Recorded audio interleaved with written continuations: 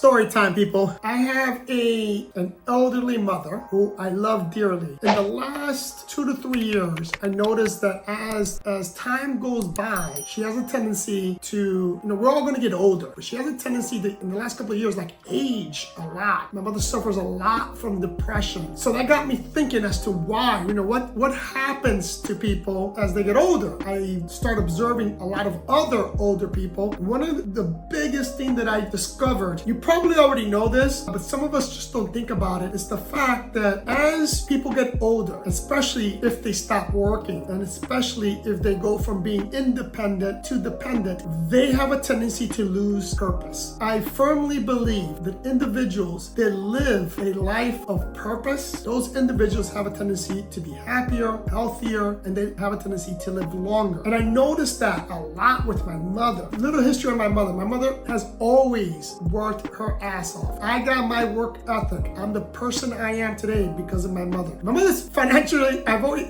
people hear me say this and sometimes they tell me that it's not nice for me to say this. My mother, financially, she's financially illiterate. We had nothing, but it wasn't because my mother wasn't making money. We had nothing because my mother didn't know how to save money, how to invest money, or didn't know what to do with her money. She just blew her money. My mother made decent money, but blew it all, and she has nothing today as a result of that. Now, I don't necessarily blame her for that because it's something that is not taught. But besides that, my mother was a happy individual. My mother even looked extremely young. Even when she got into her 50s and 60s, she looked young. She was vibrant. But the moment, as she got into her 70s and her friends started to die, her siblings started to die, when I took her in, more importantly, when she came in and started living with us because she could no longer, we were afraid for her living alone. I noticed that as time was going by, that she became weaker, crying all the time because of depression. But I firmly believe that it's because of a lack of purpose. And even when I try to tell her to go out and do certain things, it's very difficult when you're older. Very difficult especially when you don't have self-confidence in yourself and you already fell into that trap of depression. So the purpose of the video, I'm going to end it here, is if you are currently in that position, if you are currently in a job or something that isn't satisfying you, something that isn't giving you purpose, I strongly suggest that you find something to give you purpose. Now, some of you may give me some pushback and say,